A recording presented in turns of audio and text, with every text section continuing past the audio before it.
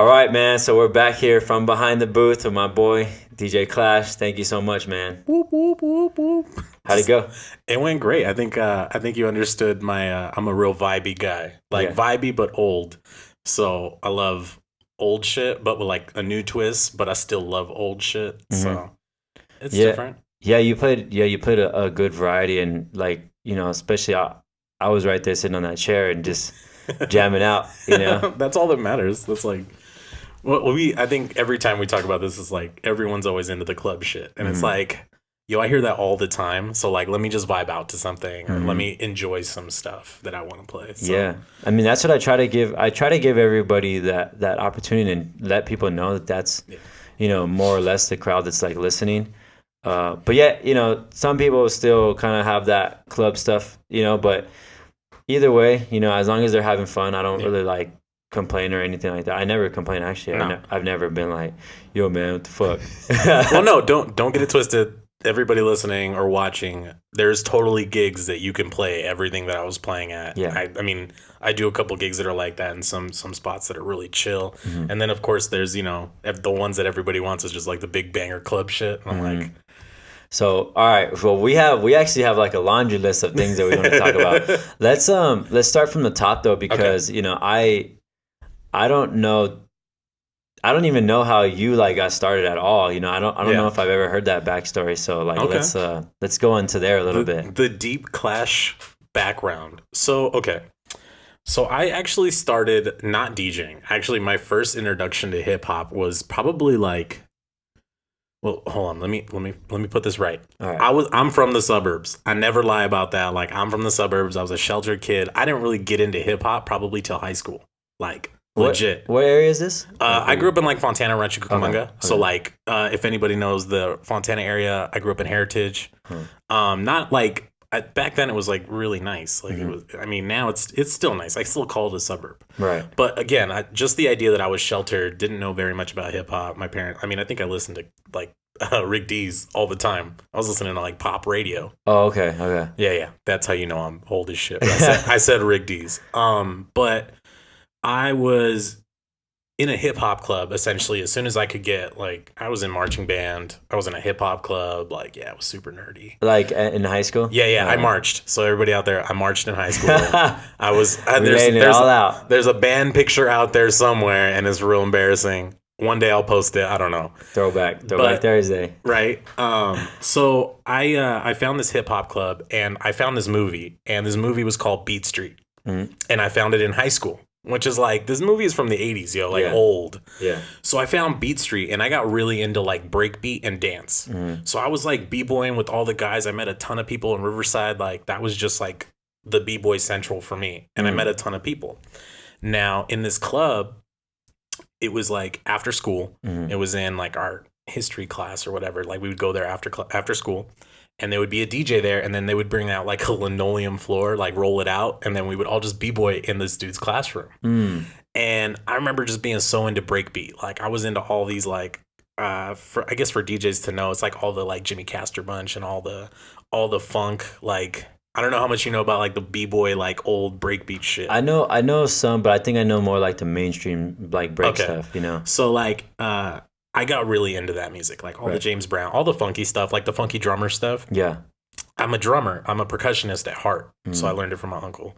But that's what I did in band. So I'm really into like crazy like syncopation and like crazy drum beats and just grooves.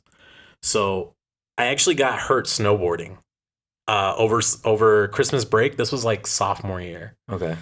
I came back, couldn't dance. I was b-boying. So I was just like chilling in the club, like on the corner, like with my knee all fucked up. Like, I ended up tearing up my knee just snowboarding, and I still do it, but whatever. Yeah.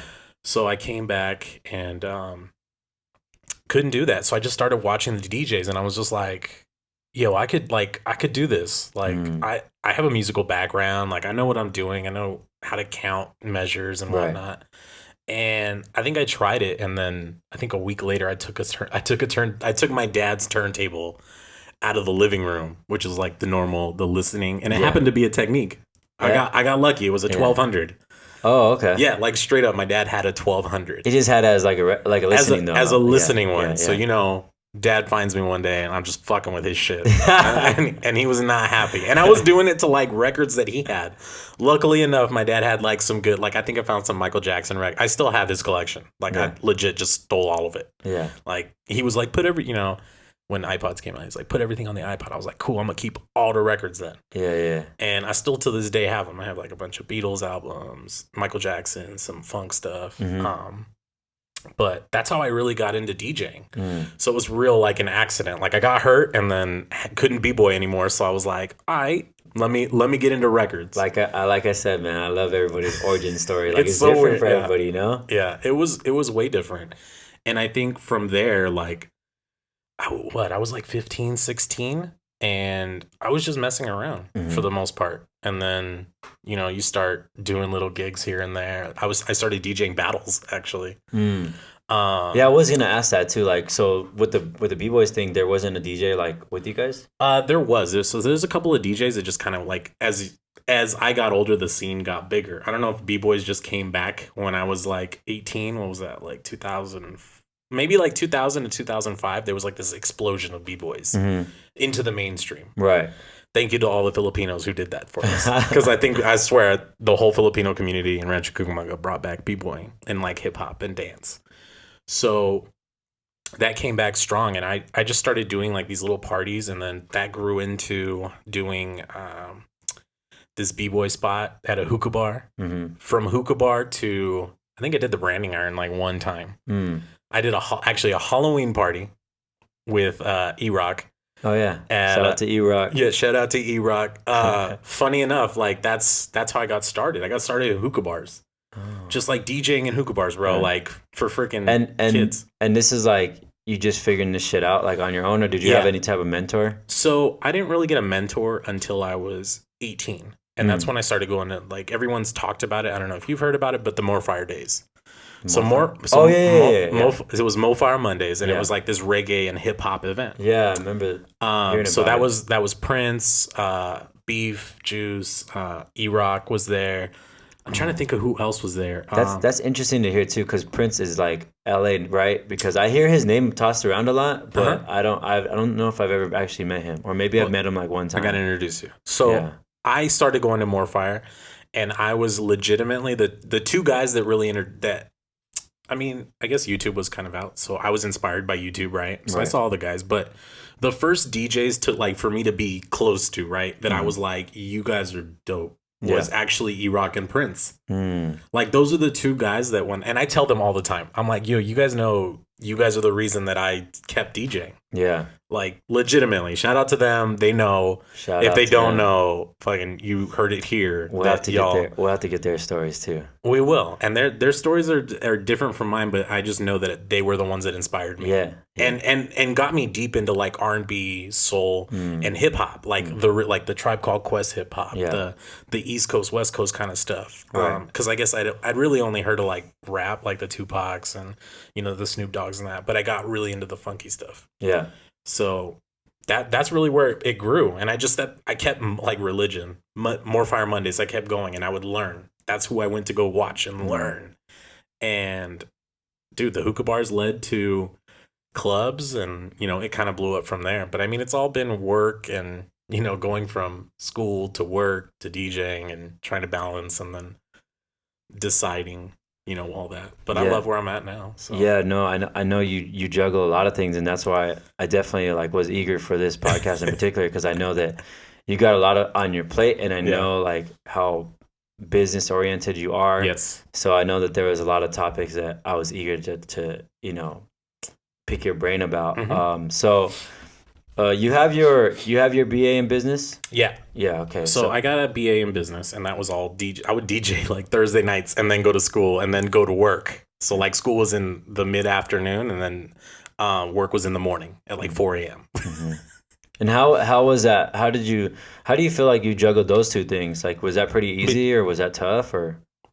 You know what? I will say that I think anybody who is in school right now or went through school, you go to school and you have to finish. Yeah. And it comes to a point where you're just like, well, this isn't my passion, right. but I know I got to do it. right? Yeah. So you're almost like sidetracked. So I started, I won't even lie, at the end of school, I started getting really sidetracked. I was like, yeah, I'm DJing more. Like, I'm making money. Okay, wait. I got to go to work. I got to, like, this isn't feasible right now. Right.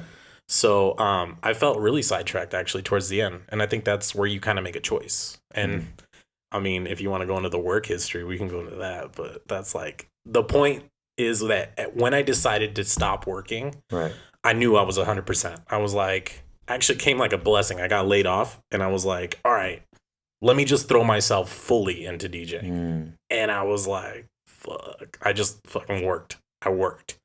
I was doing as many gigs and every gig I could. Yeah. And I feel that. I feel that too with the whole school thing, because, you know, I was working on my BA when I was, you know, also same thing as you, like DJing on the weekends. And pretty much the part is the same kind of notion. Like I knew that DJing was my passion, and you know, this degree thing was for my parents more or less. You know, I told them that I promised that I for was the parents. I told them I was gonna get it, so I was like, fuck it, like I'm gonna do this, you know. And also the part that really kind of kicked me in the ass and got me to finish was the fact that they cut off my financial aid. Oh shit, yeah. So I was like, that would be the. I was like, all right, bro, like this shit's costing me money, like money.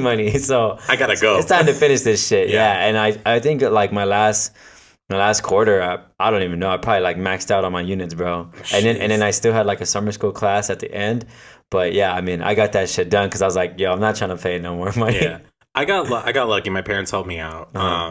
So maybe that's why it wasn't like crazy for me. But I knew that they were paying for it, and I knew that I needed to, you know, I had to show them something for it, right? They were just like spending all this money for no reason.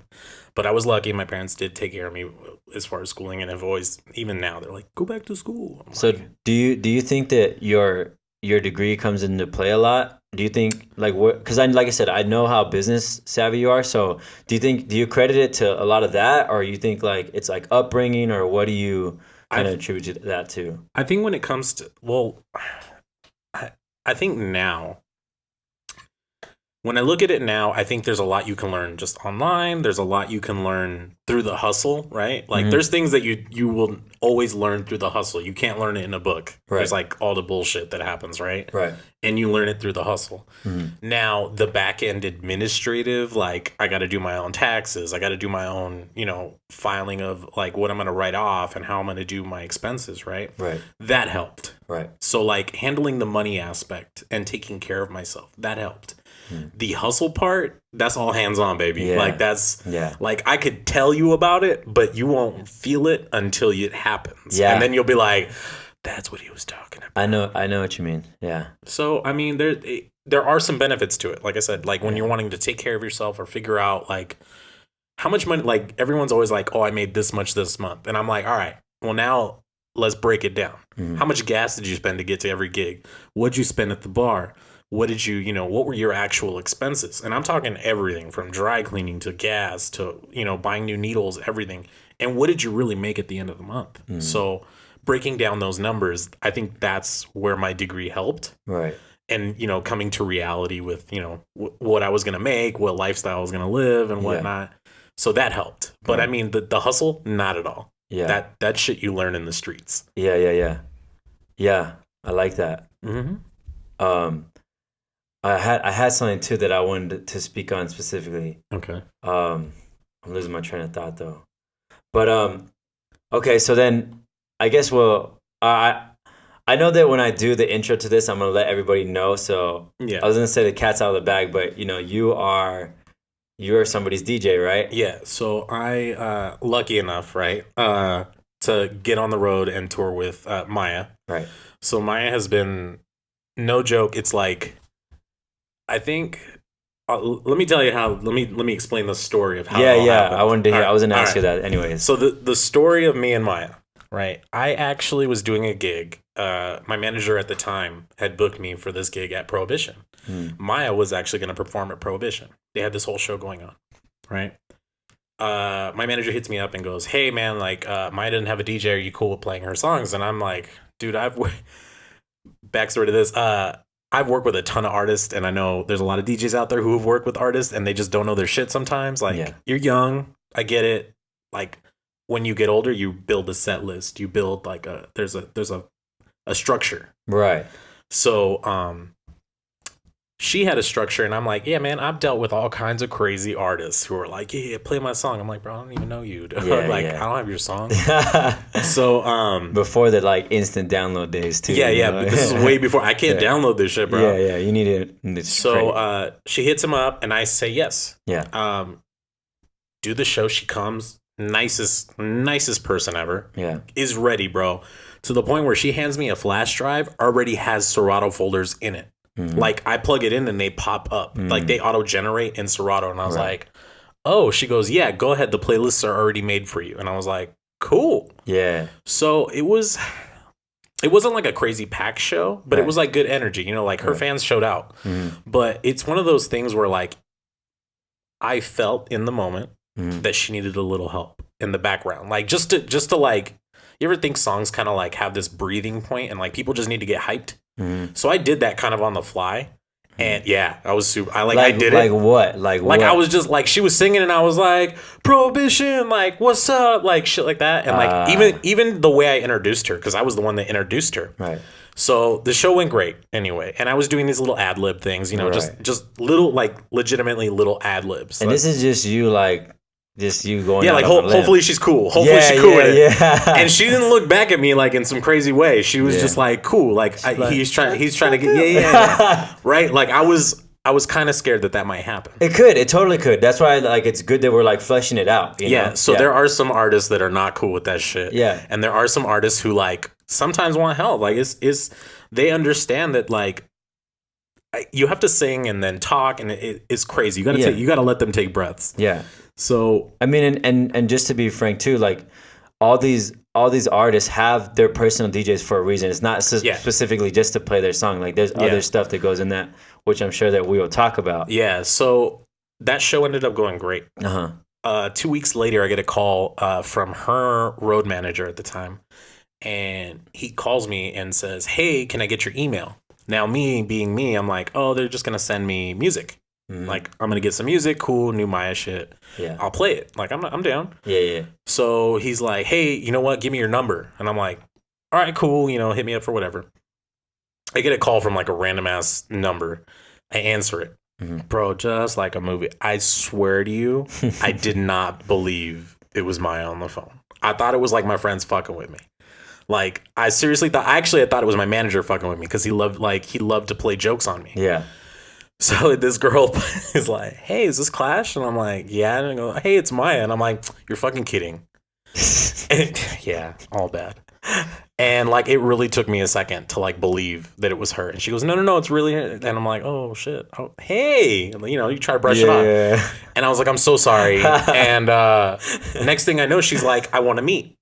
And I think one of the, like, we ended up talking, you know, she was like, do you have a passport? Like, are you down to travel?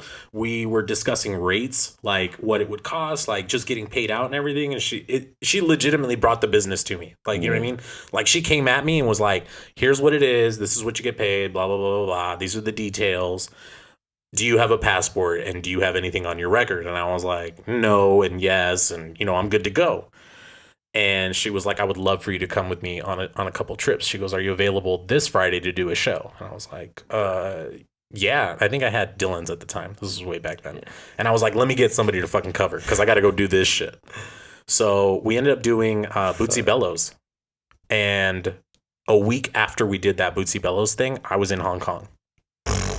Bro, like quick. That's exactly how the Maya thing happened. Within like that trip happened within the moment of meeting her, right? Mm-hmm. To Hong Kong was probably like 3 weeks, maybe. And real quick, because I like to point things out. So, how long have you been DJing at this time frame? Like from when I met her till when you met her. When I met her, okay, so I met her maybe I was like 26, maybe 27. Yeah. So I had been DJing probably like. I say seriously from 18 because that's when I started getting gigs. Yeah, whatever. But I think I started at like 15. Mm-hmm. So it was probably like 10 years of DJing and then maybe like 7, 8 of taking it seriously.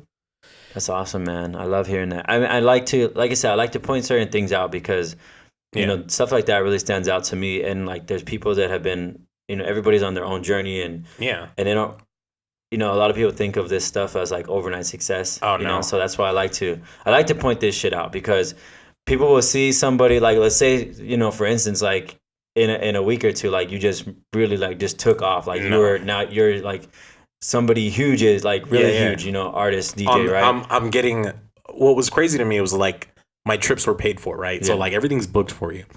But there was a lot of, like, no joke, there was a ton of work that came before. Like that 8 years of me hustling was a lot. Yeah. And kind of what I told everyone was like, had I not done all that work, or not done all these gigs, or dealt with shit artists who were just like, here's my music, play that shit, I wouldn't have been ready for that moment. And I think that I was so prepared for that moment that I shined. Like, I won't even take that out. I shined and caught notice, right? Yes. So I think that's really all it is. It's, you got to keep working, because that moment might, that moment might happen and you might think you're ready, but you're not, and you fuck it up. Yeah. Like, and that's why I don't bullshit anybody. I'm like, yo, if I can't do something, I'll straight up be like, nah, bro, it's not for me.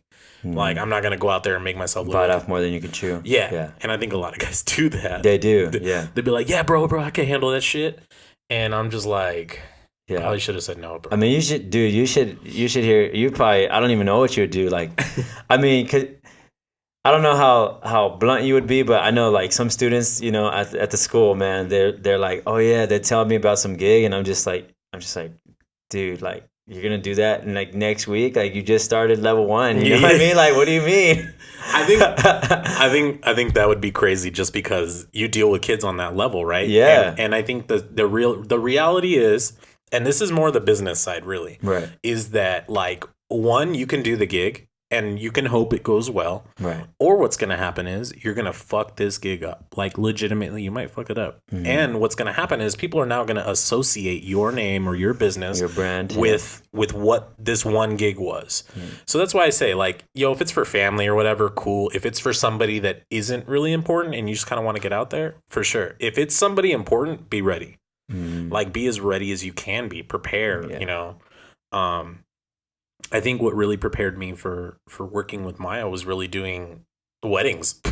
Like, not even, like, being able to speak in front of people that you didn't know, right, or that, just had no idea who you were, and you got to be comfortable just kind of getting out there. And like, what comes with all that too is that experience also comes with that confidence, so mm-hmm. that's why you felt that, like, mm-hmm. I mean, honestly, that's cool that that's so awesome that she's seen that, and she's seen that as a compliment to mm-hmm. her set, rather than, like, taken away from it. Yeah. And you I didn't even see it, but apparently you did it good, because she obviously made it, a point apparent, to call, apparent, like, that she, hey, like, I need this guy's tight, and that's cool that you took that leap of faith, but because you seen that and you understood that, Yeah. That was definitely, that night was definitely reading the crowd and just being like, like, she's here, bro, like, let's all make noise for her and shit like that. Cause there's some crowds where it's just like, man, y'all are just whack, bro. Like, there could be the biggest artist there and everyone is whack, like. And I wanted to say something too. Like, I know that I don't remember if he said it in person, but I don't know if you've ever heard this story. But there's a story, and I'll show you their super, like, condensed version. But pretty much Z-Trip had a show with LL Cool J, right? Mm-hmm. Yeah, and he does a bunch of tours with him. Yeah. So, like, the origins of that is because LL, so Z-Trip had that scheduled the night before they were, like, rehearsing, mm-hmm. right, with LL, and then they're going to play Rock the Bells, and there's no instrumental to Rock the Bells, no, right?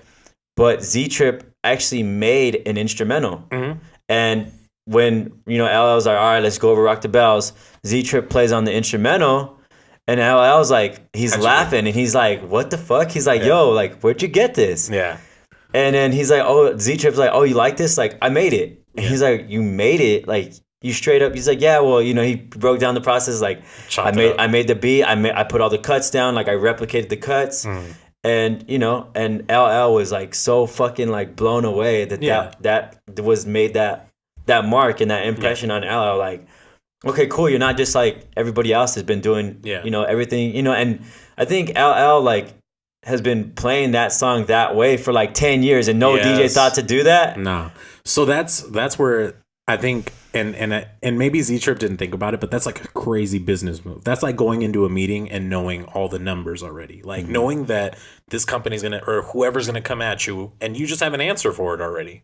You're like, hey man, I did this ahead of time because I know we needed it. And I knew you might want to ask it. Not that you have to use it, right? Yeah. But it's here for you if you need it, baby. Like, I got you. Like, that's that. And you know what's funny?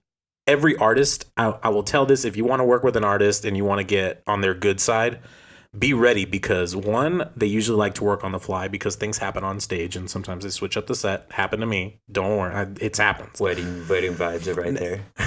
Weddings for sure. But like, even with artists, it happens with artists. So, being able to just be like on the fly, just like, yo, I got this. Right. And just having like Z-Trip had that skill and fucking used it to his advantage. Yes.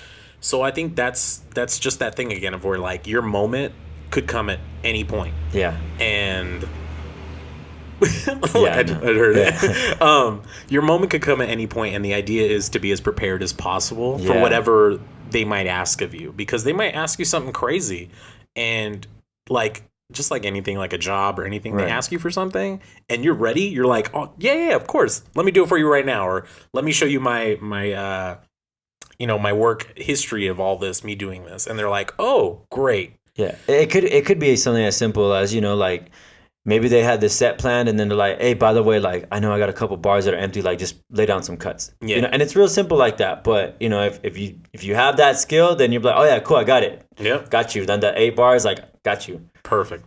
I think that's kind of one of the things. That's how I got into Ableton. That's how I got into like re-editing a bunch of tracks or just running them through like a compressor really quick because the original sounded like shit. And I'm like, let me clean this up a little bit.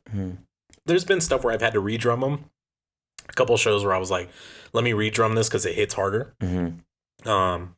And then we have a producer that Maya works with very closely, and he does a lot of stuff for us. And then she has a couple of other people that, will clean stuff up for her. Right. But just, dude, sometimes we have to do that on the fly. Like, legitimately, we land and we're editing our set, and we're like, all right, let's because every crowd is different, right? So we edit to that crowd, right? Like sometimes it's more of an EDM crowd, so it's like we have some EDM flows in our set, and sometimes it's an old school crowd, so we're like, cool, we get to play all the old shit and just go hip hop. Let's go. Well, that's cool though. Yeah. That she's very like adaptable. Oh yeah.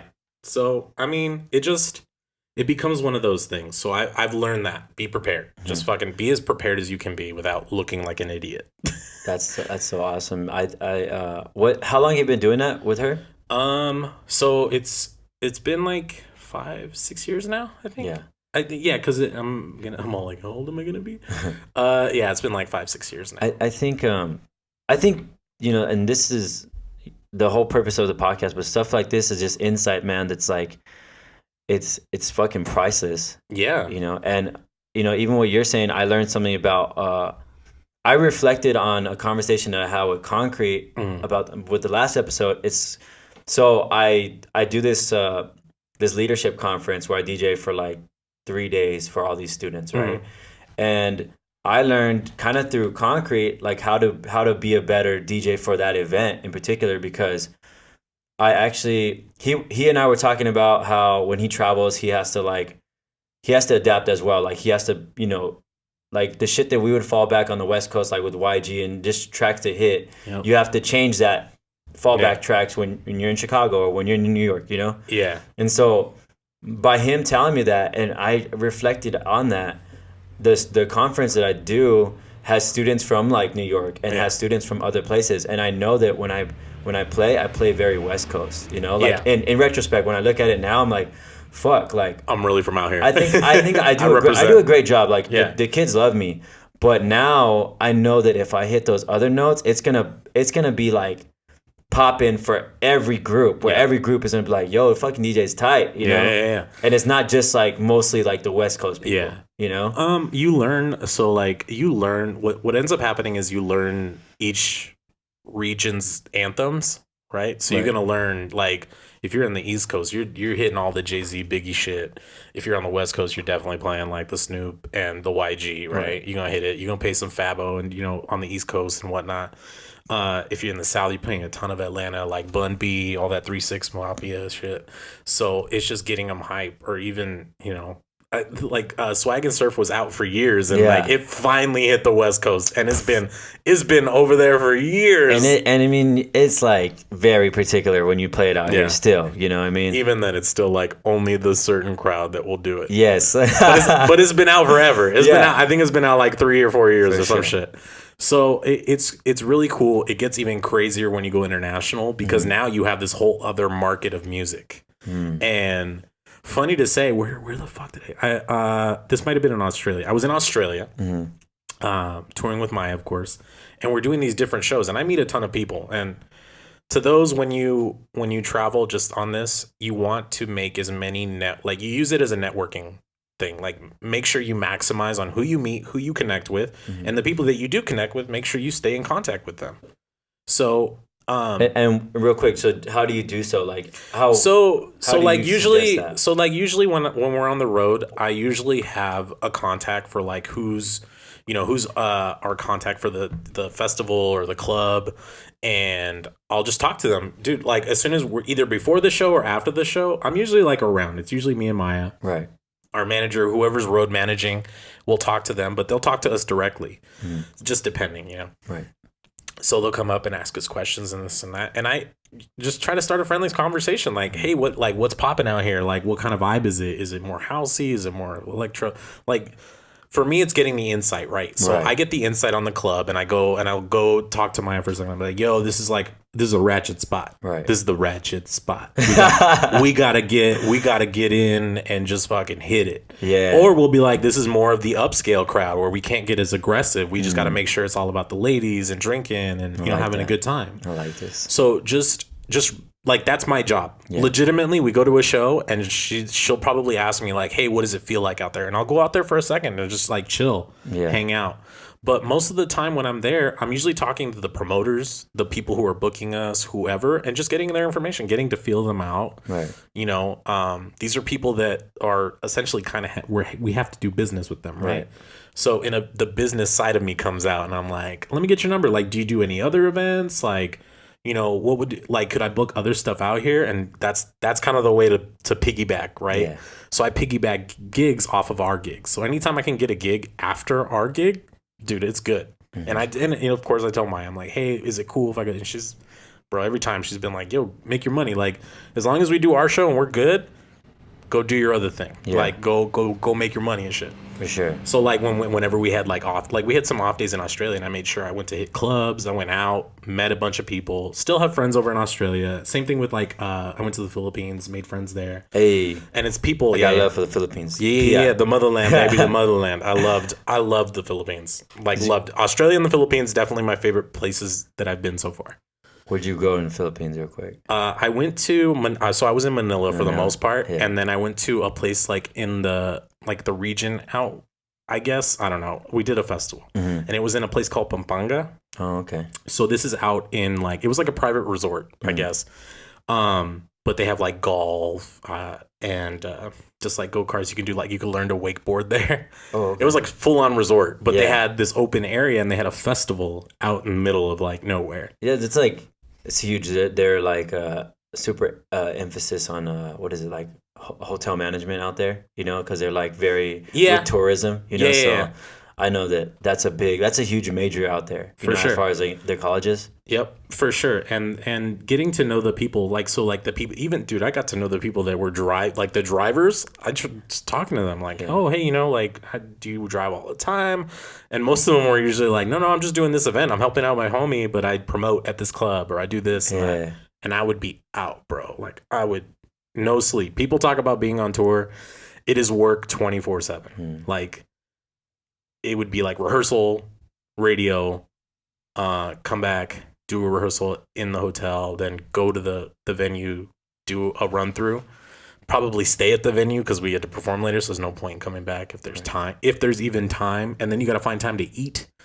And then, it's let alone eat, bro. So I think people always think like you're on tour, you get to enjoy. I'm like, if I have an off day, sure, but like most of the time we're working. Yeah. Like I'm like trying to find like an hour to go like take some photos and shit. Yeah, pretty much like, don't get it twisted. Like It's work. Yeah, it's work. Yeah. It's work. And everything else kind of takes a backseat to that. Mm-hmm. But that's really how I make my contacts. Really, like you meet people and you just feel them out. So if you're not confident in talking to random people, it's going to be really hard for you. Right. So you need to be able to just go, like, I know you're out all the time and meet people in clubs and stuff. That's the best way. That's like the best training way. And then you just have to figure out a way to connect with people in, a short time. And, for me, it's the business side. I think that, I think that's the part that probably could use some improvement on my end, is that I'm very good at meeting people. Like I'm very sociable, but I think, kind of like maximizing the opportunity between the two of us, that's like the part that I probably could use some help in. And I think, I've come to terms with this a little bit more recently, but there was a part of me where I didn't want to, I didn't want to beg anyone for gigs, like I don't want to be emailing you every day, like, yo, what's up, but I did realize this, and I think you can agree to this, is that if you're constantly begging someone, or let's just say you're very like adamant, whatever wordage you want to use, right? But I say persistent. You're very persistent, right? So if you're just, if someone's like sees that as you're being a bother and you're just bugging me, then they might just let you on just to shut you up, to shut you up, right? So, but I did realize this. If that happens and you rock it, then you're persistent. Then it changes into you're persistent. Yeah. Like, man, this guy fucking crushed it. He was super persistent, like he just wouldn't like let off, but I'm so glad I let him in, Yeah. But if you did that and then you sucked, then it's like, man, that guy's a fucking annoying, or that person is annoying. Yeah, I took care of him. We're good. Yeah. So when it comes to that stuff, I say don't be scared to hit anybody up. There is a where you can bug a promoter, I guess, or an owner, or whoever the hell whoever your contact is. Right. You want to hit them up, and kind of, dude, it's almost like it's almost like when you turn in a resume and like they don't call you, but you want to check in. Right. So I would just make like a friendly call. So what? I mean, the cheat code to me is I check in with every promoter, owner, booker, maybe like once a month. And I'll be like, hey guys, what's up? This is my schedule. These are some open dates. Let's check in. With other DJs, we'll get into I want to talk to you about the DJ business and booking other guys. But essentially I check in with everybody and just be like, yo man, if you have any Saturdays are available, this and that, like these are mine off, or I'll swap with you. Like I'll give you a day. I have this gig, you want to do it, up to you. But I'm down. But I do check in with like all the guys that I know at various clubs. Like legit, I'll be like, hey man, like just want to check in. One of the better things to do is of course show up to the club. Right. A lot of people, I grew up on the whole like, yo, if you don't show up, if you don't show up, you don't get put on. Bro, that's big facts, and I know I've heard DJs tell me this. I'll be like, cause I'm all about the music, so when I go to an event, I'll ask the DJ. I'll be like, yo, like, how come you haven't had so and so? And they're like, oh, they never show up. And I'm just like, oh, like it's funny. It's that simple, but it's like as simple as that. But it's like, fuck. I mean, and it trips me out because like, motherfucker, all you have to do is show up. Just fucking show some love, And it just really trips me out because especially like I said, I go out to so many things. It's like, bro, you haven't showed up one time. You know what I mean? The gig's yours, dog. Yeah, exactly. So that does happen, and it's definitely happened to me and a lot of guys. So I'm very big on like I'm super glad that you're around DJs all the time, but I'm the same way, bro. You already know, like, yo, if you want a session, if you want to come with me to a gig, if you want me to make an introduction, I'm all for it. What I will not do is do the business for you. I'm not here to make sure you get booked. I'm here to introduce you to who books me, and whatever that relationship turns into, it turns into. Right. Now, some guys have been with me when I like legitimately show up, and they're like, "Bro, we're just gonna book you," and then like I'll pull out my phone and we'll start doing the calendar date right there, and guys will be like, "Fucking really?" And I'm like, I've just created a relationship where we work like that. Yeah. And I have great relationships with the guys, and I provide what, like, I have deals with these guys, right? So it's like, whether it's one of my things is like, I will always guarantee you a table, right? Always, never fails. There's gonna be a table that I bring to you, right? That's like a selling point. That's a huge selling point. And really, if you can get, so what I usually tell people is like, look, think about it like this: either get 10 of your friends to come through, whether they pay or whatever, just to come through. Get 10 of your friends, or have one guy or two guys come in and buy a bottle.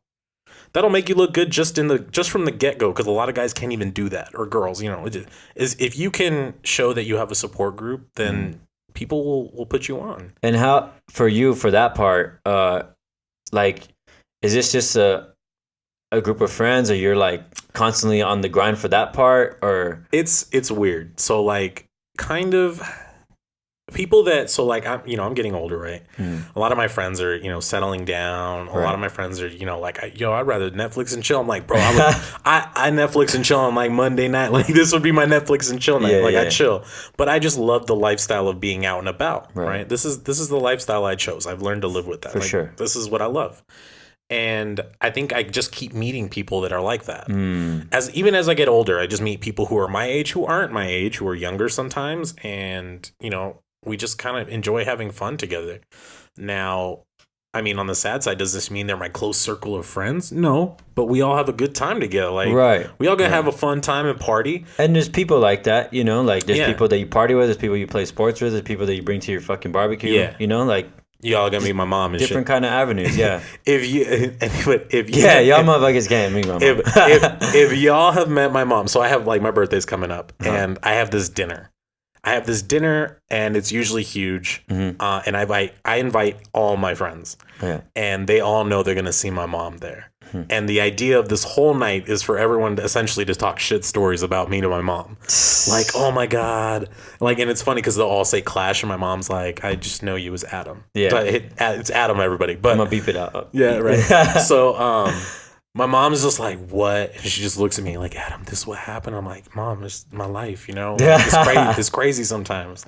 And I think everyone thinks that it's constant partying, but like, I hang out with my friends. And I do non-DJ stuff. Yeah. But like, as far as the new people that I come, I just meet new people who like to party and who want to be around it. Now, is it the same? No, not really. But I mean, like, we have a good time. Yeah. So, and some of the people that have come around have become really close. Like, not to say that there hasn't been people who've made it into the circle. For sure. So I think finding that, or just the high roller thing, will come. You need to meet people like that if you really want to get to like other places. I like that. Where you have friends who just have money, and you're like, yo, bro, I need you to come through and drop some cash at the club. Like, you're gonna have a great time.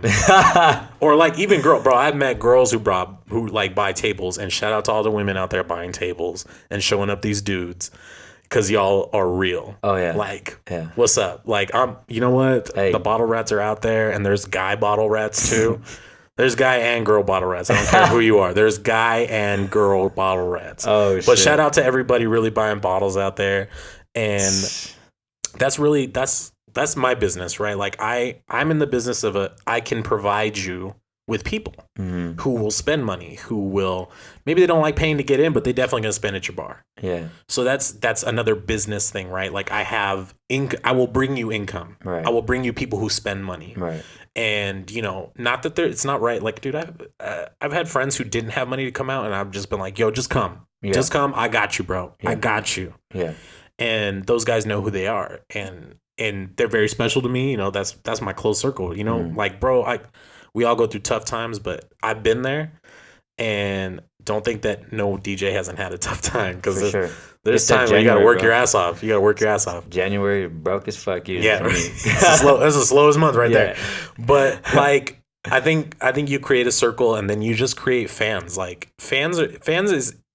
People always see it as a negative, but I just see it as people who like are just digging what you're doing, and that's all it is. Yeah, and that's cool. Yeah. So I think you use that you leverage that to club promoters, and that's how you get yourself booked. Like, if you, like me, my thing was like, dude, I'll just go to the club and buy bottles. Yeah. Promoter's gonna know who I am. He knows I DJ, and now I can just show him that I spend money or my friends spend money. Dude's gonna book me. He's like, yo, bro, you need to bring your friends back because they spend money. Yeah. That's really all promoters care about. Yeah, Like I know. bar owners, promoters, club owners, all they want is people to come spend money. I know. And not like that whole can I get a bottle for free? Can I just tip the waitress out? Like, I don't know if you saw it, but a long time ago I posted like, yo, I want all the bottle poppers to post receipts. I would love to see these motherfuckers sometimes, because I know, and the truth is in the bottle service girls because they know the real shit. But I would love to see some of these receipts, because I guarantee you from the stories that I've heard and some of the receipts I've seen that none of these motherfuckers got money. But if you have people who really spend money, you get down. Yeah. And we all know the hookup at the club. Like sometimes you get hooked up and it's a good thing. For sure. So, but just having a fan base, man, just creating that, trying to build it. They are your friends, and there's nothing wrong with them. They're not family, but like you treat them good. Yeah. So that's how I leverage that. Because is that like your scene? Would you consider that your scene? So like for me, the problem that I was having with when people would ask me if like if I was gonna bring people or something like that, is often that question would arise when it's a party that I don't really stand by. That was a big thing for me. It's like for instance, so I always say this, like if I DJ'd at a party that I really wanted to be at, then of course like I'll sell it, But if it's just like if I got asked to play at Playhouse and they were like, hey, can you provide 20 people? I'd be like, for me, it's not the real vibe for me, But yeah. I will. So on that, all I'm gonna say is that I don't know, man. Stop being a dick. Just do it. Just like if being in the club is your ultimate goal. Now I know there's different avenues. Right. So if being in the club is your ultimate goal, your goal is to get people to come see you. Because essentially what you want to get to is that you're worth a ticket price, right? Like people pay hundreds of dollars to see one artist, and that all breaks down, and the artist really only gets, a percentage of what they're selling at the door. Right. Excellent. But he's worth, at the end of the day, you're worth $20 a person. Right. So you need to build that up, right? Where people are now who can afford, $20 can pay to come see you. And that's just kind of the thing, that's where people go like, oh, you sold out. Like, I can't even come see you for free. I'm like, bro, like there's people who ask me to come to my shows and I'm like, I can't get you in. And I know who the real ones are. Granted, I take care of people, right? But there are people who are like, yo, I'll pay to come in. And what's funny? Most of the time, people who are like, yo, I'll pay to get, give me some tickets. I'll pay for them. Usually I'm the guy that's like, I got you, bro. Don't worry about it. I got you at the door. I'll figure it out. But I think people who are really into you will just come and they're down. And I think, again, creating a vibe for them or creating a community, a lot of people create communities now and they just have this following. So I think creating it, like being connected to your community and just build that following. Well, you think that's more, but it's easier if you are like playing to the scene that you want to be playing though, right? You get what I'm saying? So like, yeah, I mean, you don't want your people to feel out of place. Yeah. That's what you mean, right? Bringing your people and they're like, this isn't my scene, well, bro. that and like the music wise too, you know what I mean? Like let's say like for instance, like you're known for playing certain types of stuff. Yeah. And then you're going to play at this like totally like at an all like reggaeton party. Like I don't know if that's too out of the box for you, but I have friends who are definitely into the reggaeton scene, right? Who would come out.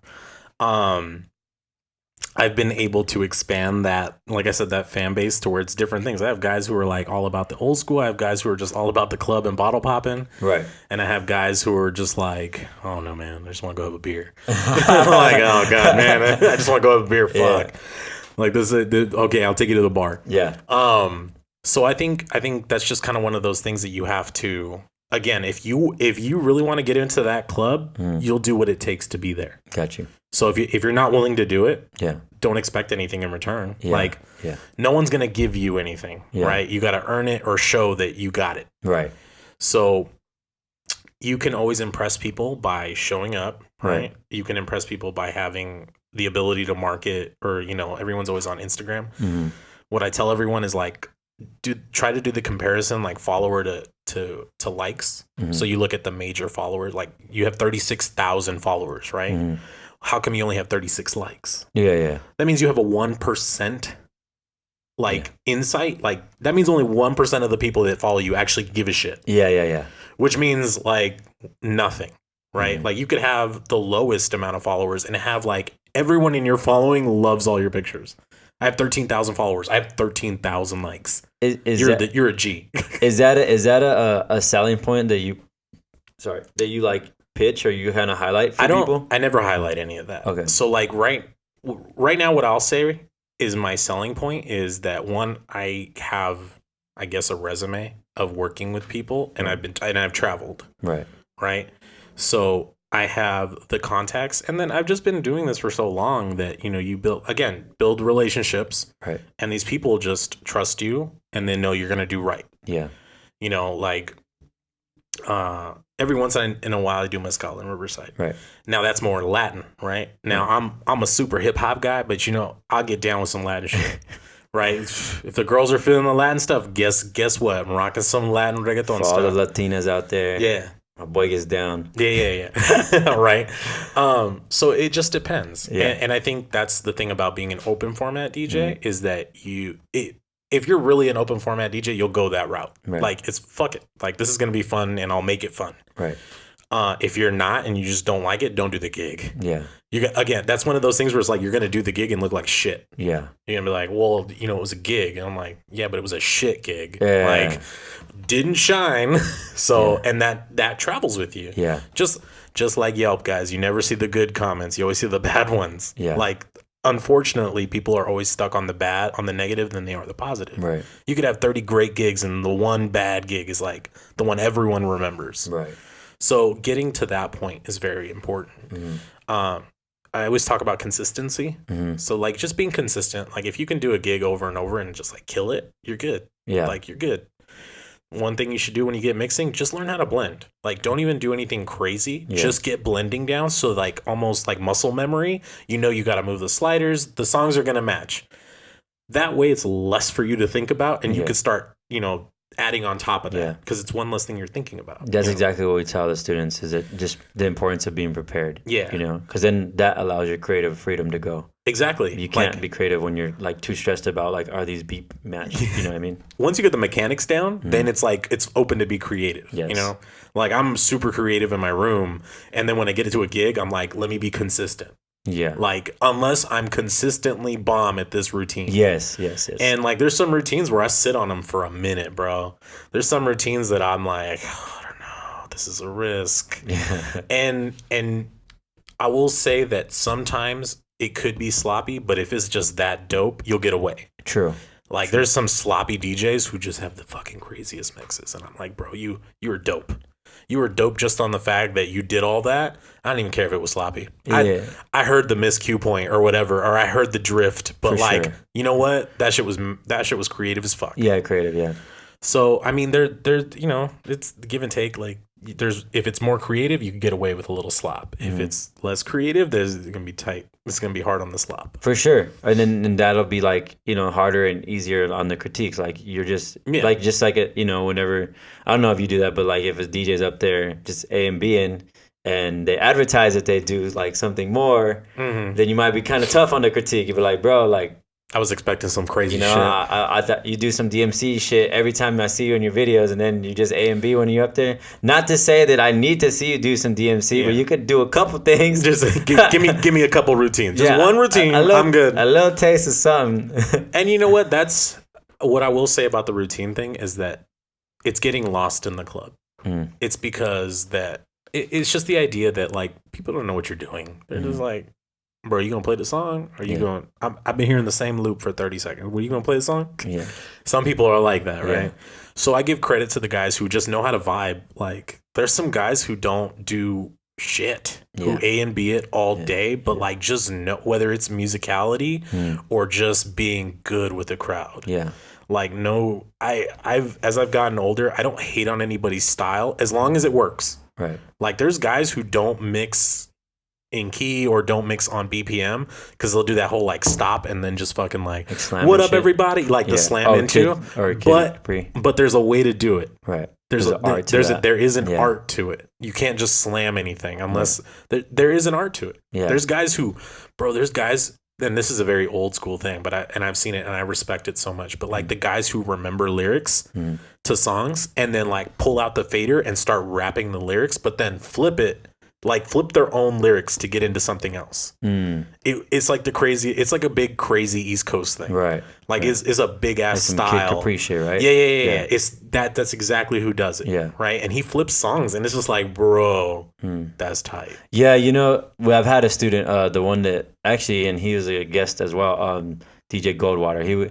He came in one time and he had us like watching this video of Kid Capri, and it's funny though because like we seen it like maybe it was just a bad clip, but the clip that he showed us, he's like, how does he do that? And we're like, all he's doing is just dropping on the one, like all he's doing. But like you're saying, there's times when I'm sure that he's like, it's something more than that. It's something more than just dropping on the one. Yeah, he's got a style that is like no other. Yeah. And that's why I said it's an East Coast thing. Yeah. It's definitely an East Coast thing because who else does it? Clinton Sparks does that shit.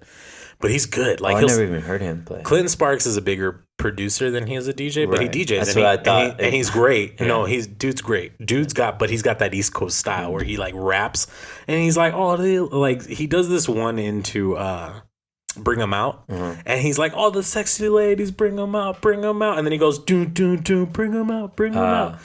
Perfect. Yeah. Like it's dope. Yeah. I don't know anybody else who can do that shit. Yeah, you can get away with that. I can't do that shit. So I think everyone has their style and much respect to that style. Yeah. But as long as it works, I give no shits, bro. I've passed the phase of even caring if you're on a controller or anything. Say the same thing with the gear. I'm super past that. Now, if you're just using it as a handicap, I'll be like, okay, you gonna do anything else? If you're doing it creatively and maximizing, I think that's what guys say. It's like, I get it, you can mix on there, but like it's kind of done for you. So if you don't do anything on top of that, then you're just lazy. Yeah. But if you're getting a little creative, then at least I'll give you points for that. I think who's pretty cool with like, I think he has special like mixing or like dropping it in that I've seen a lot is DJ Artistic. Mm-hmm. You know what I'm talking about? Like when he does his videos, I like watching his videos because he's doing a lot of tracks really fast, but there is an art to when he does it. Like I feel like there's some type of flow, like whether it's wordplay or it's just like, I don't know, like empty spaces, pockets that he's putting it in or whatever. But yeah, that is definitely one person that's like of today that I like probably follow. And I noticed that like, oh, cool. It's a little different, Yeah. Well, for me, it's like, I was saying this earlier, but I like letting vocal parts breathe because I love people to sing along to shit. And maybe that's why I play so much old shit. Like I like when everybody knows the lyrics. Like if everybody knows the lyrics, I'm ready. And I try to find songs. If not, I try to make an edit where it drop. Like instead of having a beat, I'll have it drop out and just be the lyric, so people can sing to it and then just build that shit up. Right. And then slam that bitch in. Yeah. Or have an edit where it goes from the acapella to just like the slam into the beat. So like it'll be like an acapella for like a bar or something like that, and then just slam into like back into the beat. Because I think everyone loves that moment where they can sing along with a song. Bro, I love doing that too. On Saturday when I was doing that high school, that's exactly what I was telling them. I was like, hey yo, y'all, I like to sing, man. So y'all better sing with me. So I let them know, and sure enough, like I'll tell them like 3, 2, 1, whatever. Like let me hear you guys or whatever the case is. Well, you know what? That's actually the best thing to do. That's like, and this is for anybody who doesn't know, I work with a production company. Wally does some stuff with us as well, but we do a ton of high schools and we talk about it, but they're super difficult. Yeah. Especially in the IE guys. I don't know. IE kids be like on some shit where it's just like, it's got to be like a minute 30 and you out. Well, this is a huge conversation, but I think we're good with energy wise. But I was going to say too, is that, with high schools, like, I remember specifically real quick that that was like a fear of mine. Like I remember seeing DJs back in the day and I would watch them and I'd be like, man, when they playing all this old shit? And so like once I became a DJ, I was like, man, I don't want to be that guy. I don't want to be the guy that's still up there that shouldn't be up there. Yeah. So like I got to stay on top of all my shit. But then it's like I'm so on top of my shit that these kids like they only know radio shit. So it's and then it's like YouTube shit, and that's like a whole nother the YouTube, bro. The YouTube artists are getting crazy, and you know what? Respect to them. I just don't like. I mean, not my generation, so I don't know. Yeah, but it's just changing. Yeah, and again, that's kind of why I like doing high schools because I know it's coming. Like it's coming. I don't care what anybody says. I saw the urban ghetto music coming probably like 4 years ago. And that all started with like Yikin. Yeah. So like I heard Yikin when it first hit the high schools, and then it made its way to the club. Well, check it out, dude. We had it. Can you think of what it was like for us, like in our high school days? Can you think? Well, for me it was what was the ghetto song that like no person could play? I think it was like Salt Shaker, because like for me it was like I was gonna say like a specific scene that kind of came about. Like other than that though, like that, well, for me that was kind of more like sensation, not necessarily like mass produced. Like like Lil Jon was established. Well, the electro shit started hitting, and it wasn't even that it was mass. It just wasn't like you were either top of the notch or you were like some kid producing like the Chucky beats that were all old. Oh yeah, that were like super distorted when you hit them. Like if you get some early Chucky shit, it's like not mastered great. So my example was what I was gonna say is like the whole jerking shit. The jerking shit is like equivalent to like this like YouTube type of shit, right? Yeah. That was a thing. That was like super like basically production and shit. That was like produced. You're talking about like produced in the living room. Yeah, like that dun dun dun, the Fanatic song. Yeah, like don't drop that. That bass was up. That bass. The original release of that song was horrible. And then I remember somebody got a hold of it, whether it was at Power or something, and cleaned it up for them. But I remember getting like the first version of that, and I was like, "What the fuck is up with this bass, bro? It's just like distorted." Yeah. So like that. Yeah, that was the bedroom producing. But for me, like the electro scene started popping up, and that was like I was still going to Moorfire, but like if it wasn't Moorfire, it was like this thing called Avenue, and it was in downtown Riverside. I remember hearing about it, and it was like the ultimate shuffler's fucking heaven. Yeah, like so I remember that like bedroom producing, I guess. Yeah. But I mean, I love all the music and all the shit that gets thrown my way, and sometimes I end up getting into shit that I never thought I would. Just kind of like that Choppa style, the NLE one that I played for you with Blueface. Oh yeah. Shot of Flow. I think automatically when I hear the Choppa style, I think like Choppa style, Choppa style. Yeah, I think of that automatically. Yeah, so NLE is Shot of Flow. Shout out to Blueface and NLE. Blueface baby. NLE, Little Mexico baby. But I as much as I'm not into that music, it's kind of fun to get into. It's like fun for the party. Yeah. I said that, and I think I said that on the last podcast. Like, I don't like Old Town Road, but I like the energy that comes with it. So, and it's just, it's part of the job. Like, we got to play some shit that we don't like all the time. Yeah, heads up, none of this ghetto shit works anywhere else other than in the U.S.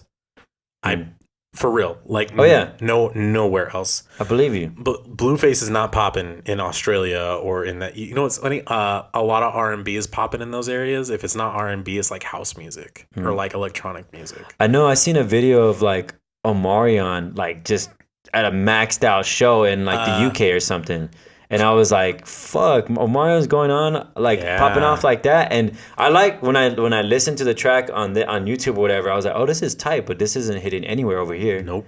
Yeah. And that's interesting. That's where it comes into like different markets. Yeah. So like as you travel as a DJ, you start learning the markets. It's not, and that's the travel part of it. Right. Where you start learning like this shit don't hit. Like I was in Australia and one of the girls was like, yeah, we had a YG concert and like everyone was like he was too aggressive. And I was like, what the fuck did you expect from YG? Like, he came out doing his white like blood, like all the LA like gangster shit, right? Yeah. And I guess it was just too aggressive. And everyone was kind of taken back. And I was like, if you're a real YG fan in Australia, you were down for it. You were in heaven. You were in heaven. Hey. But like for the mass media and like everyone who just knew him from the radio, I guess didn't expect that. For sure. And just again, from what I heard, it was very weird. Especially since it's like his media is more like up in our face, you know, it's more prominent. Like over there, it's probably not as prominent. Well, over here, it's a lifestyle, right? Yeah. That LA gang culture, it's just a lifestyle. Yeah. And it's super like it's popping over here. Like strippers and all that shit is popping in LA, New York, Atlanta. Like it's clapping. No, it's not popping. It's not popping. It's clapping. Yeah. It's clapping everywhere. But in other countries, it's just not like that. Yeah. Like, in other places, it's just EDM, or it's fucking all the strippers and clappers are clapping it to EDM, and I'm like, I don't know how y'all get into that, but like, funny enough, I find a ton of good music at the strip club. I believe it. I promise you, I be finding all the hits at the strip club. There's a lot of stuff that breaks at the strip club, from what I hear, for sure. Well, especially like in ATL. hip hop, yeah, like all the ATL stuff, Dirty South stuff, all the Dirty South stuff. Future came from the strip club. Yep. So like it's crazy. I love going to the strip club because I'll just be sitting there and I'll be like, "Yo, this is fucking tight." I haven't been to a strip club in a long time. I go for the music. I mean, like, granted, the ladies are fun, and I like to drink and like just have fun. I just go for the food, man. I don't care about the girls. Bro, that's the worst thing to go for, the food. I'm just saying, you got a friend that says that shit. You know, I go for the steak, dog. They have like a they have a really good special, yeah. steak on Thursdays, baby. They got $5.99. No, hell no. You going for the ass and titties? No, but I legitimately like straight up. If you dance to the dopest song that I've never heard, I will throw money at you, and I will throw some serious cash at you. I love the strip club, but like, if you find a song and I've never heard it, right, and it's like I'm in my seat, like what? Yeah. Yo, I'm gonna throw some cash, and I'm gonna Shazam that shit, and then play it at the club the next time I'm there. You know, and I like, that's why I like to watch a lot of the, I like to dance, so I like to watch a lot of, I follow like the dance videos, heavy, and so for one, there's new music on those things all the time, for one, and then there's people that are dancing to it, so you could kind of envision it like, oh, these people are getting down to it, like, I could see this popping, Yep. And another thing I was going to say, this is like a little gem for anybody who is a producer, but I kind of realized this, is if you made a dope song and then you gave it to one of those groups and then their video blew the fuck up, your song is blowing up along with it. So that's just a little gem, that I kind of like, I thought about recently. I was like, yo, if anybody, I don't know if that's a thing where that's commonly done, but that's an easy, like, hey, I made this dope track. Here, you have the rights to it. Now you could like fucking blow it up, if you want, or make a deal, whatever. For me at least, what the hell is his name? Tokyo, Made in Tokyo, or is it Made in Tokyo? Made in Toyo, it's Tokyo, something like that. Yeah. That guy, I actually started liking his songs. What was it? Going like me, Yeah, I was thinking that. Please don't be a hero. Yeah, so I heard about that song through a video. And it was some guys dancing to it, doing some crazy ass moves, and I was like, "This is some tight moves." And then it just got into the song. Yeah. And then come to find out, I'm listening to all this dude's hits now. Yeah. So that does happen for artists, for sure. And DJs doing edits and shit, for sure. Yeah. But I mean, I love music in its entirety, and I always know that it's going to be changing, and I got to look to see, what's going to hit and what's not, and that's really the, every time you do something, and that's why I say I'm open format, because I'm always like, whether it's EDM or whatnot, I'm always looking for it. Yeah. And like what I was playing earlier is like, that's not on the radio, nor is that like really popping shit. Right. It's just that's my vibe shit. But I know somebody out there will dig it. Yeah. So I think if you, again, there's so many routes that you can take. For sure. And if you want to be a club guy, you want to get into the club, right? Get a fan base, be on top of all the, what's popping, right? And get out there and put yourself in front of people, and don't be shy. Actually, before I get to, I know you had something that you wanted to cover specifically, but I did have a question real quick. So, a coworker of mine, shout out to DJ Mars, I don't know. Maybe I should have just left the unanimous, but I guess it doesn't matter. But anyways, so pretty much he works with this, I'll just say he works with this team, right? And often what he's found is that he's kind of, every time he's at the gig, he's kind of become the designated like sound guy. Like nobody knows how to plug up. Like the DJs that he's working with, They don't know how to plug into whatever gear is being used. So I was trying to figure out if there's any type of way, and you know, because I wanted to ask you because you have all this business sense. Is there any way he could kind of like, you know, maximize on that, or is there anything you would do in that particular type of situation? There's all kinds of things I would do. Yeah. Okay. One is, how well are you acquainted with, or is it your crew, or are you directly booking with the owner or the promoter? And then I would use that as like, hey man, so here's what's up. I'm usually the guy running all this sound stuff. You guys need to give me extra because I actually don't do this for free. You really shouldn't. I mean, I get it if it's your event and you need to build it, but if it's not your event, you're not responsible for anything. You essentially need to get paid for it. There's a time when you get taken advantage of. Like, everybody knows, at least among my friends and my DJ like circle, hit me up. Like I get so many freaking calls. It's ridiculous. Whether it's laptop issues, whether it's like, whether it's like stuff with the mixer. I just got the phase, so everyone hits me up, and I'm like, bro, I'm having the same shit you're at. Like, I don't know. I just Googled that shit. Yeah. But I'm everyone's like, let me call Klash and be like, yo, man, how do I fix this problem? I'm like, I feel you. I know what you're talking about. That's one of those things where it's like, you know, as a DJ, if you want to deal, like, if you're a vinyl head, you had massive vinyl, right? Like, you knew vinyl in and out. You knew, you know, this record was fucked. I can't use it anymore. Right. With technology, it's like, yo, you need to know your shit. Yeah. Like, I, for the most part, get really deep into the electronics with every piece of gear I use, right? Like, the S9, I know back and forth. Right.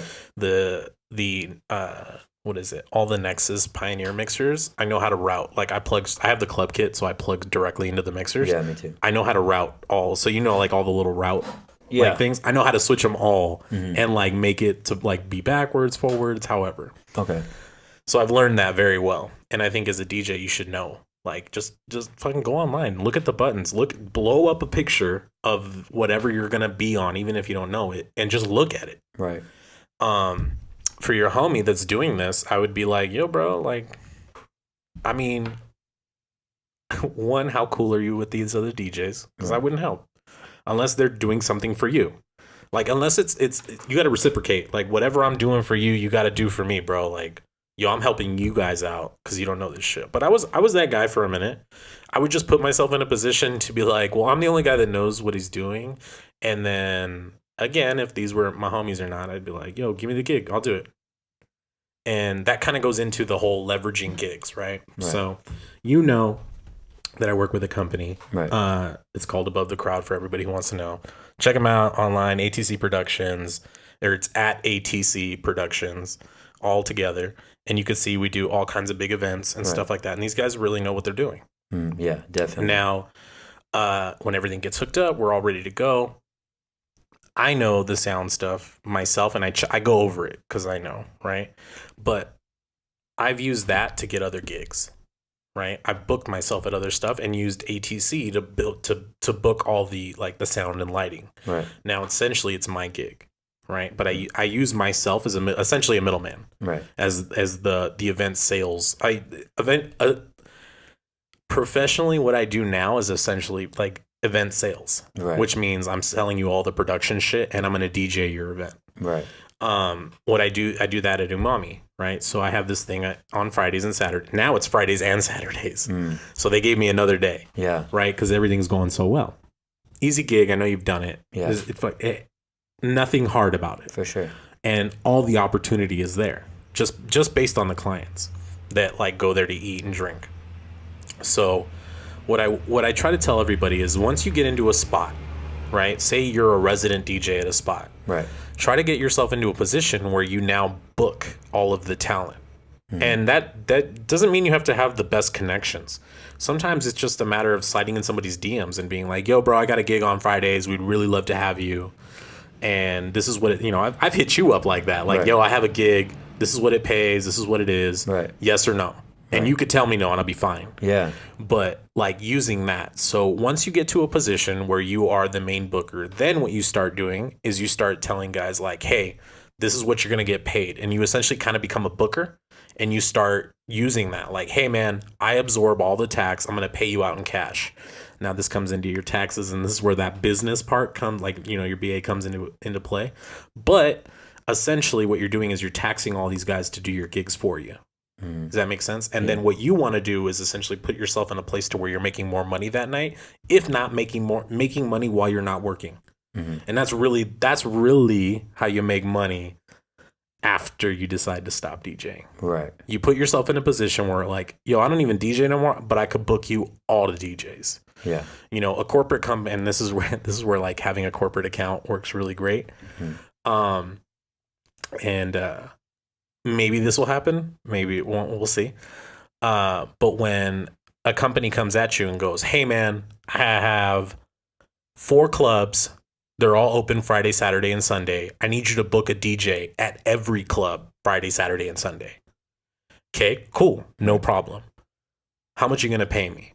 Whatever. So-and-so an amount of number, right? I essentially want to do, okay, this is how much I have to pay them because I need to pay myself for the time I just put in to book all these motherfuckers. Right. So I'm not working for free. Right. And the other thing that most DJs need to remember is, look, you're not taking money out of anybody's pocket, right?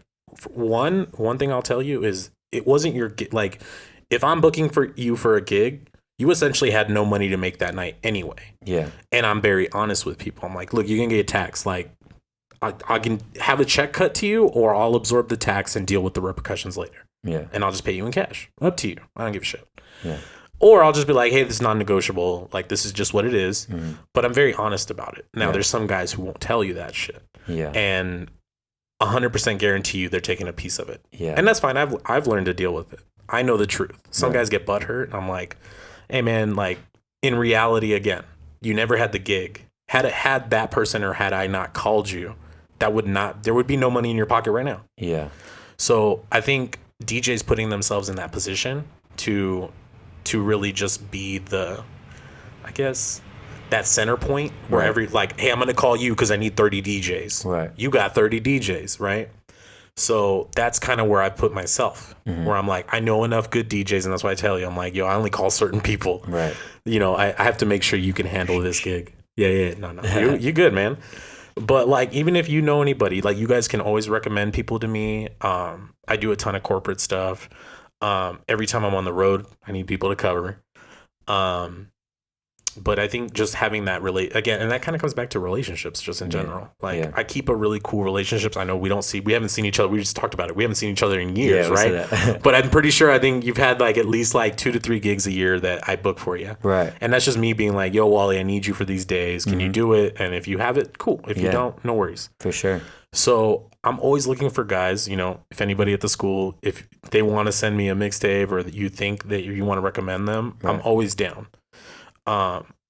You know me, I'm a super hard ass. Yeah. Where I'm like, yo, bro, like, but think about it like this. It's such a big account, and that's not just because like there's more money than you think, and that's just, but there's also more people getting fed. You know what I mean? Like, when it comes to our production events, you know, there's you show up to, again, there's like 3 other guys there. Right. It's like, I got to pay them. Like, they got to get paid out too. It's not even me, it's Eddie. So it's the idea of like just making sure you can take care of all of that. Yeah. And man, anybody who wants to come, I'm legitimately always looking for guys, because I always need solid dudes. And I do all kinds of events, whether it's weddings, whether it's just corporate, you know, the easy shit, or it's a hard ass school. Yeah. And those will keep you on. I'll tell you one thing, you learn some shit on some schools, because then you'll be like, fuck. Yeah, those motherfuckers are mean. And that's what we were talking about. That's why I think I loved doing house parties when I was young, because it taught me like how to be on point, being able to be like, fuck, I can't just play the same music all night. Yeah. Like that whole open format thing. Yeah. That I think gets lost in the club sometimes. I think that's why that's why I like doing privates, period, because privates just keep you on your toes in general. Like, oh yeah, one weekend you're doing an 80s party, the next you're doing a fucking reggaeton party, the following you're doing a pop, like, has to be nothing but clean shit, you know. So like that really keeps you on your shit. Well, don't get it wrong. So I used to do this gig in Vegas. Excuse me, and it was Tao Beach. Yeah, Tao Beach is all clean music. I didn't know that. If you didn't know that, everybody out there, Tao Beach will not let you play any dirty music. What? Because it is on the property for the residents, so they have kids there. and you can hear everything. So they specifically tell you you're not allowed to play dirty music, and you will get shitted on. You will get blacklisted if you drop anything. And then there's it's crazy. Vegas has so many rules. Like you will get blackballed if you blow out the headliner. I know we've talked about that too. Like legitimately, I know everybody goes out there to prove a point, and you know, in LA and the IE and OC, it's kind of like a free for all. Right. Like everyone, like the whole opening thing. Yeah. You know, that's kind of fuck it, go out the window, right? Yeah. Like us old guys would be like, yeah, bro, I'll open I got you. I got a clean ass set to open for you. It's gonna be so good when you get on, bro. I'll make you look so good. I got you. I'm that guy. Yeah. I'm like, I'll warm it up so good for you, bro. I'm happy to play the old shit. Yeah. So, funner anyways. Yeah. So like, there's some guys who don't do that. Right. But like, be warned that when you get to the bigger venues, that you will get blackballed, blacklisted if you fuck like up a headliner. I remember specifically having that conversation with you, and you burned that shit in my head. Not like you pressed it or anything like that, but just the it got stuck. You were like, the importance of it. I was like, yeah, that's important. Well, you got to think about it like money, right? Oh, yeah. You know, and it doesn't matter. It was hard for me to deal with because I was like, skill wise, I was better than some of these guys. Yes, like just on skill. But that's not it. Remember, it's back. We have to go. But when it comes to that much money, you're talking about ticket sales. Yes. I didn't sell those tickets. The big name did. Right. And what a big venue like that doesn't want is for you to feel like, I paid this much money for this guy who doesn't know shit. The guy who opened was better. Yeah. So they don't want that. That's like a big. That's a big no. A big no. Teach that to your students. Be like, yo, don't blow out the headliner, because like, not even that you weren't dope. Some guys will be like, yo, that was a dope set, but figure out a way to be dope and impress them without fucking with their shit. And it's just a respectful way to do it. And remember the money. Like, people paid to see them, not you. You just got lucky. That's huge, bro. That's huge. So like, don't blow out the headliner, because I promise you there are guys who will blackball you. That's huge. And I've had those conversations. I mean, and again, that's one of those, like, you show up, you show up, you get put on, right? Yeah. And when you show up, that was one of those things I learned from showing up. I was like, oh shit, the openers usually like chill. It's good music, but it's chill. Yeah. Right. And usually when I did it, like, I think the first time I did Morefire, they knew that, like, I got a warning. They're like, hey man, you know, like, just chill, you know, keep it real. What's this like? Yeah, I think E-Rock was going on after me, and they were, you know, you just set it up. Yeah. It's one of those things that you have to respect. Yeah. And it just kind of comes with experience, right? Mm-hmm. So I've met a lot of DJs who be like, just fucking going ham, and I'm like, bro, it's like 11, dog. like your mom is here. Like, that's how early it is. Yeah. Your mom's still here. She hasn't left yet. So she's still here. She's leaving at 11:30. But like, when your set's done, but she going to bed. Yeah. So like, understand that people are just getting there. There's a vibe to create. Yeah. And I think veteran DJs actually are the best openers. Oh yeah. Even though they don't open anymore, like most DJs who have been doing even though they shouldn't, most DJs who are experienced could kill an opening set. Oh yeah, of course. Just let alone, like, because our repertoire, you know, like, our archives are just deep, and we can just that's your little ass hour crate. Like, I got all kinds of shit. Let me give you my 30 years of music right here. Yeah, and that's, in essence, that is what's going on, you know, with the opening set. Yeah, I think with the opening set, you have a broad variety to choose from. Right. And, you know, I stay away. Like, I now organize my crates kind of by year and genre. Yeah, me too. So, and then I told you I color code by, like, energy. Mm-hmm. So you can play new shit as long as it's low energy. Like, or find like a remix that's like the chillest version that like people could bounce to, you know what I mean? Yeah. So, not to say you can't play anything new, just play something that's like good for the peeps, you know? Yeah. Just want to get their first drink in. Good to set the vibe, yeah. Nobody wants to hear Lil Jon screaming shots. Bro, it's 9 o'clock. I just got here. Yeah. Talking about all that energy. And then, yeah, when we had that, I think the conversation that we had too was back to the Vegas thing real quick, is that same thing with that whole notion, like, if everybody came to see someone and then they get fucked up in the first hour or two, then what is it? And you know the spots open from like 1 to 6, and they're done by 3. Like, what about those other 3 hours? You know, like you just everybody's done, and you're costing the venue money, and you're a fucking asshole now. Yeah, so it's a business. I don't care what anybody says. It's just a different type of business. For sure. Definitely a lot shadier. There are some people you need to be aware. There are people out there who just fuck DJs, I guess. I don't know. It sucks. Whether it be promoters, owners, whatever. Just there's good and bad. Mm-hmm. Just be careful with management. Be careful with anything. I'm always open to talk, like, have, business conversations is my favorite thing to talk about, especially within this industry. Right.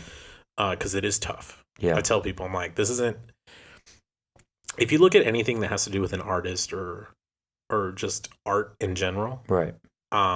It's really tough in the beginning. Like you're all in until you make it. If you're not, this isn't for you. I'm one of those, funny enough, I learned it from like one of my best friends. Right. Where it's like, yo, bro, like, put it this way.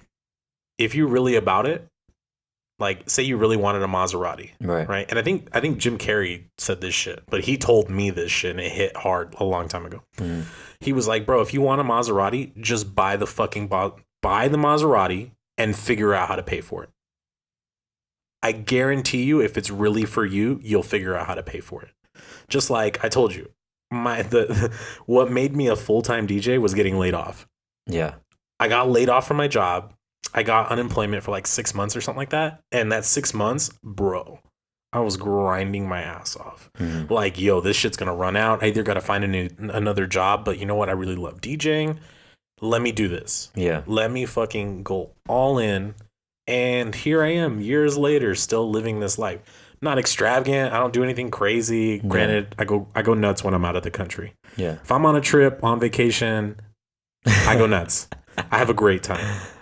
But when I'm home, I'm usually chilling. Yeah. And I have good times. Like every once in a while, I'll spend some money. But for the most part, I live a very simple life, and but a happy life. A happy one. Yes. Super fulfilled. Like I always tell people, like, the hardest thing to do is keep a dream alive. But keeping the dream alive is worth all the work you're putting into it. Right? Like, I might be sweating shit, but then I come home on Monday and I'm tired as fuck, right? From the long weekend, and I go, fuck, I have like 4 days off and I can do whatever I want. Or sometimes I'm just like, yo, I worked 2 days and my homie worked like a whole week and we made the same. Or I made more. Oh yeah. I mean, I love hearing that. I mean, I don't know if that's fair to say, but it's a lifestyle. Yeah. And you know what? It's another thing that I always talk about is like, yo, my weekends aren't free. Like, people always, for sure, hey man, let's hang out on Saturday, bro. I work Saturdays. You know better. I got all the family. I miss all the family barbecues. I haven't been to a family. Well, like, my parents are retired, so I get to hang out with them like on Mondays and stuff. Yeah. But like, for the longest, even with like my friends and stuff, they'd be like, yo, we're having, like, again, my friends are getting older, so like, we're having a baby shower on Saturday. I'm like, I work. I got the club, or I'm like still asleep. Like, hey, y'all can show up after the shower. Come through the gig after the shower. Hey, best believe I've done that. I'm not even joking. I forgot whose baby shower. It was a baby shower. Yo, I got everyone from the baby shower to show up to the club. Lit. It was also a lit baby shower though. I'm not even gonna lie, we were all fucked up. I got to the club and we were fucked up. Oh. So it's just. I mean, it's a lifestyle. It's a choice. Right. But I wish more people would post about the struggle to greatness. Yeah. Than they do about the greatness that they finally achieved. And I know people are proud. Like, you could look at giant artists, bro. Look at Cardi B. Cardi B was like stripping. Yeah. And, doing these hustle moves. And then she just got, her following and people who were all about her. And then she blew up. Right.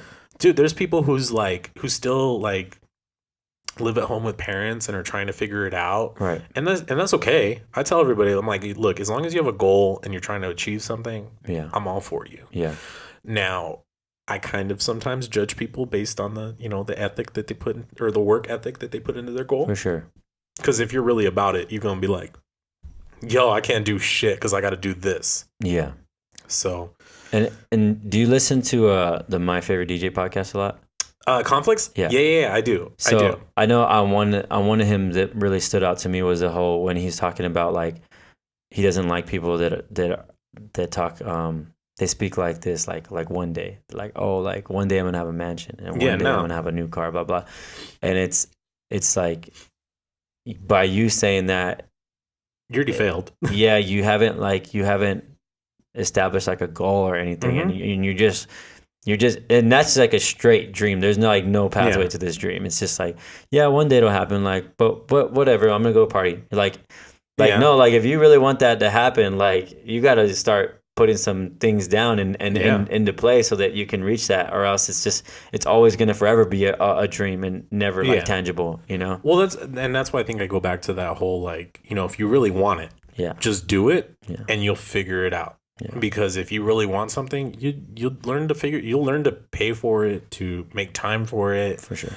You'll sacrifice other things. Like your dream is definitely going to be whatever your dream is, you're going to sacrifice the most for it. For sure. Right? Like for us, it's like you sacrifice family barbecues and weekends and stuff like that, like for this life that you chose. And that's not to be discouraging because if you're truly happy with your dream, then that's not a big cost. Not at all.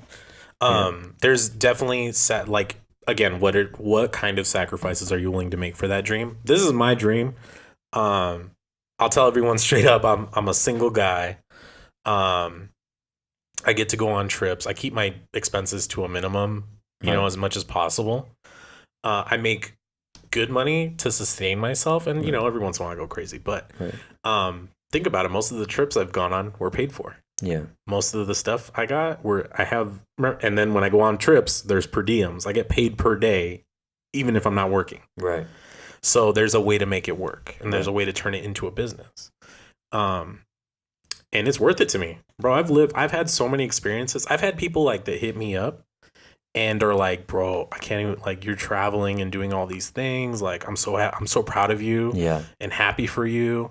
And I'm like, thanks, man. Like, and, they're at home with families and stuff. And I'm like, that's just the life you chose, right? For sure. And that's just not what I chose. Yeah. And it's funny because it's like, everyone has their own dreams. So this is mine and I get to live it. Yeah. And, I'm just trying to, figure out another lane, which is why I think I got into like all the production side of it with Eddie and the ATC family. So that's really where I'm going and trying. I'll tell you honestly, what I'm trying to do is get enough gigs to essentially book all you guys. Like that scheme of like me having 30 different venues and being like, I'll book all of you guys. Yeah. Don't worry. I'll pay you. And essentially I'll just manage all of you. Like that's the goal. And that's all just, making sure I have a good enough roster. Right. Mm-hmm. Which you're on the roster. Don't worry, bro. You're on the roster. You're on the roster. If I'm honored. What's funny is if I called you, right? I called you just to talk about gigs and stuff. But if I don't call you like that, I just won't call you back. So like everyone that I call back, there's a couple of guys that I call back and like either give them shit, give them critique, or give them whatever. And it's usually just what I hear back. Right. Right. Because it has nothing to do with between me and you. It's just the client. Right. So if I give you a call back, that means I'm down. Like, I'm down with you, bro. If I don't give you a call back, it's probably because I'm not going to call you back at all for anything. Yeah. And there's guys that I haven't called back. And it just doesn't work out. Yeah. And no hard feelings. For sure. Sorry. Not your type of gig. Yeah. So that's my end all goal. I'm getting older. I realized that I don't want to do the club thing forever. Right. And that's not that I don't love the club. Fucking.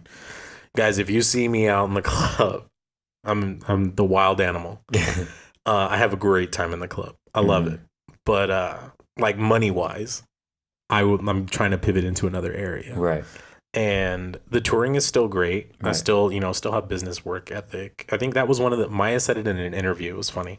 I was like sitting there in the back, like listening to, like just watching and listening to the interview. Yeah. And one of the guys was like, I was in New Zealand. Yeah. And one of the guys from Serato was there. Oh. And we were chopping it up. Yeah. Straight up. So I met some of the guys. They run a school down there too. Oh, tight. So I met them, and that's again meeting people. Right. Just talking. And this guy was just like, we started chopping it up. Right. And come to find out he was one of the the fund. He was like the money essentially, Right. paying for Maya to be out there, for us to be out there. Really. Oh, okay. He was one of the. It was like a full tour, but he Right. was one of the shows. So he was doing the interview. So later on, he goes like, "Oh, you know, like it must be cool to have Klash on the road with you." And I was like sitting there, like, "What the fuck is she gonna say?" Like, you know, when somebody's about to talk to you and you're sitting right there. And I think I'm pretty sure I remember, and I gotta find the video, but like she was just like, I love his business ethic, and that he's like on point when it comes to being professional. And I was like, ching, fuck yeah. Like if I could be anything, I don't even care if I'm just like fucking business and like professional. I don't give a shit. Business and professional. That's super funny that you say that, because I don't know if you've seen recently, but I did put that on the story of my story too. Like that I've been receiving a lot of like DMs where it's like people dancing or like motivational stuff, and it's because like that's kind of the reputation. I watch you in the morning, bro. That's kind of the reputation that I've been building. Yeah, you know. So like I told people, I was like, yo, like if that's the rep that I'm a fun person and I'm positive and I like to dance, like cool. Like I'm cool with that. You know. So I mean, just you know, you want to be the best you can be, and you know, getting into your craft, like. I mean, even beyond me being a professional, I think one of the things I'm always doing is listening to music. Yeah. Not even I love dancing. You got to get me real drunk to start dancing though. Yeah, I was saying I never seen you pop like, bro. Yeah. I will. I promise you, I will. But I got to be drunk and not working. If I'm not, because I'm usually working. Yeah. So like, if I'm in the club, like I said, it's these very simple moments where you find me in a club and I'm like, I don't tell anybody where I'm going. Yeah. But I show up, and bro, I love to dance. My friends have videos of me dancing, probably like a couple weeks ago too. Like not too far off, but I love to dance. And when I have my free time, I do. Yeah. I think the only other thing that I do that's like, I guess non DJ related is like RC cars. Super lame, but I love it. Oh I didn't know that. Yeah, crazy. I know. It's this whole secret life, everybody. That's a secret life for sure. Well, no. Okay, here's what I will say about DJing, and when I quit my job and DJing became a job, as much as I never wanted DJing to become a job, because I think when something becomes a job, you're just like, fuck, like I don't want to do this, like this and that, right? And I think everyone goes through like a slump where they're like, fuck, I have so many gigs. It's a job, right? Right. So what I do, I got into RC and I race these little cars, and it like frees my mind. And then I come back to my laptop and I'll sit there and I'll just like be fucking creative as shit. So I use that as an outlet now. I like to sit in quiet sometimes and just, and that's a good way to get creative. Like meditating or just like, I guess it's meditating, but like sometimes literally I'll just sit there in the quiet, sit in silence and just like, try to clear everything, or just deal with my thoughts to try to clear. Again, it's to clear my mind so that I can get to a creative place. Yeah. Because I think we all get stuck. For sure. And you're just like, fuck, there's so much going on right now. I don't even know where to put creative time in. Right. So I love going through music, finding new music. I love finding old music, really. Right. All my Spotify. If you follow me on Spotify, you're gonna see some crazy shit pop up. Like now, listening to some crazy shit, and I use Spotify to dig to old music as much as I listen to new music.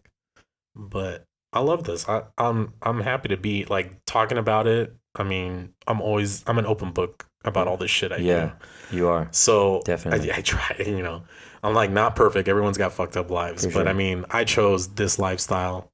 Nobody chose it for me. And there's a way to be happy and do it. And not to take away credit from guys who are actually older than me and still doing it. Like, so whether you guys know him or not, he's an older guy, but everyone really knows him. His name is Icy Ice. Icy Ice is like, for some reason, Icy Ice and like Spider are the two guys that I look up to.